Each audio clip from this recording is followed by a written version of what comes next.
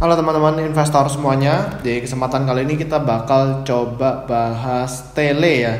Nah, Tele ini seperti apa? Perusahaannya akan coba kita bahas setelah yang satu ini.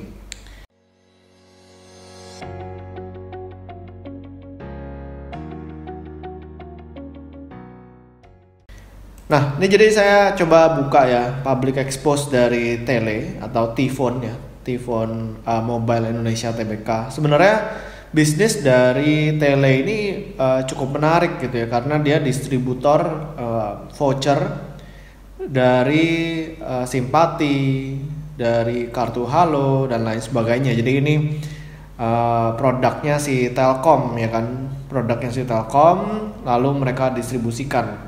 Nah, ini market share-nya juga sangat besar gitu di Indonesia. Kalau misalnya di sini ditulis ini merupakan 55% ya untuk produknya si Telkom ini. Nah, lalu kalau misalnya kita lihat Tifon ini kalau at a glance ya, secara sekilas itu memiliki 200 cabang, 400 outlet dan juga resellernya sangat banyak, 250.000 reseller. Nah, jadi kalau misalnya di sini ditulis member dari Tele itu ada Telesindo Shop, ada Simpatindo, PMM ya, dan juga Tele Utama Nusantara dan lain sebagainya.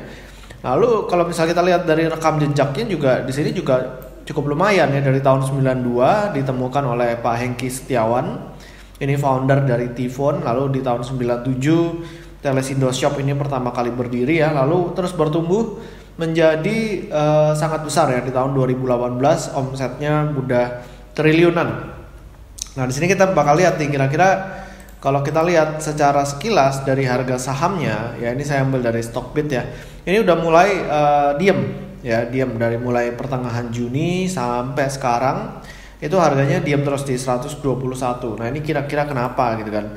Nah, kalau misalnya saya ambil dari berita nih, ada penghentian sementara perdagangan efek. Ini karena memang ada namanya penundaan pembayaran bunga ke 15 obligasi ya. Obligasinya Tifon ini mereka tunda pembayarannya. Nah, makanya terjadi suspensi ya untuk saham Tele ini, dan sampai sekarang belum ada kejelasan gitu. Terakhir ada berita ini disampaikan juga dari Tifon ya kepada Kepala Eksekutif Pengawasan Pasar Modal OJK. Ini saya ambil suratnya dari Bursa Efek Indonesia ya. Jadi di sini ditulis nih bahwa terdapat perpanjangan waktu PKPU ya, diperpanjang selama 23 hari ke depan yang berakhir pada tanggal 18 Desember tahun 2020.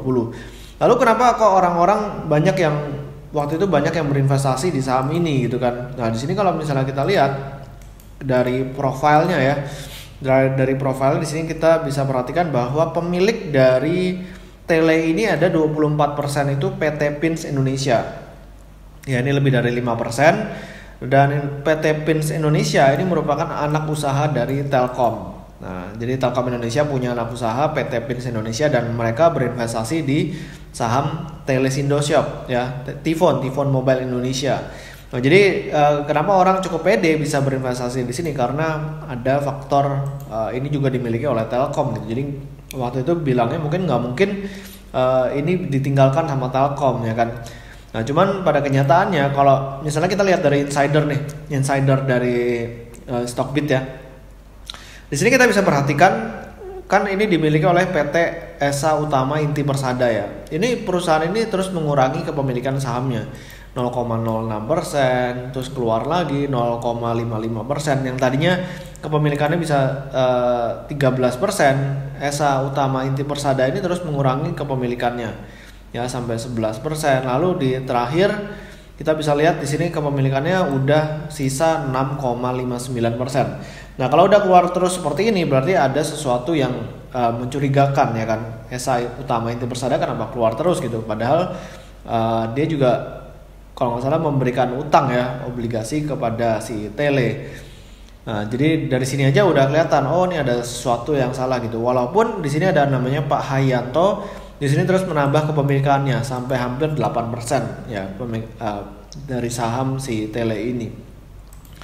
Nah, lalu kalau misalnya kita mau lihat dari sisi kinerja, kenapa kok perusahaan ini masih bisa menarik gitu ya buat kebanyakan orang?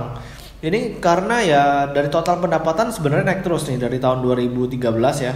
Dari 10 triliun naik terus menjadi 29,3 triliun. Nah, perusahaan yang omsetnya udah puluhan triliun seperti ini bukan perusahaan kecil. Bukan perusahaan kecil ya kan. Jadi tahun 2018 29 triliun, labanya kalau misalnya kita lihat ini bisa 440-an miliar. Ini juga terus meningkat dari 295 miliar menjadi 444 miliar. Nah, cuman yang jadi masalah adalah kita bakal coba lihat di sini cash flow-nya ya. Cash flow-nya itu kalau kita lihat dari tahun 2013 dari aktivitas operasinya ya, ini turun terus. Bukan turun terus ya, minus terus dari minus 600 miliar, minus 900 miliar ya kan. Jadi ini minusnya udah gede-gede terus nih. Nah, karena dia minusnya besar terus, akhirnya kegiatan investasi mungkin masih bisa ya kecil-kecilan di sini. Tapi yang jadi kendala adalah mereka harus melakukan pinjaman yang sangat besar. Di sini total pinjamannya bisa 1,2 triliun, 1 triliun, 1,5. Nah, jadi dari sini aja kita udah ngelihat bahwa berarti si Tele ini secara keuangan mereka sebenarnya dibiayai sama utang, bukan dari kegiatan operasionalnya. Nah, kalau udah seperti ini dan terjadi terus-menerus ya ini lama-kelamaan bisa kesulitan keuangan gitu kan. Nah, makanya walaupun di tahun 2018 dia bisa positif 600, cuman dari waktu ke waktu ini belakang ini negatif terus dan ternyata memang akhirnya gagal bayar ya obligasi si Tele ini gitu. Jadi kita sebagai investor kalau bisa jangan cuma ngecek dari income statement yang kelihatannya ini positif terus nih labanya, tapi lupa ngecek cash flow-nya ya.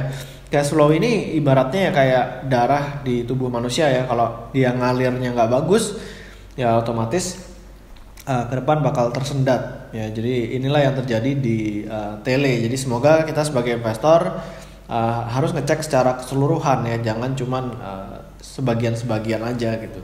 Oke, jadi demikian dari saya tentang Tele. Semoga videonya bermanfaat. Jangan lupa buat di subscribe YouTube channel saya dan juga follow Instagram saya di Pesan Saham. Sampai ketemu di video berikutnya. Selamat berinvestasi.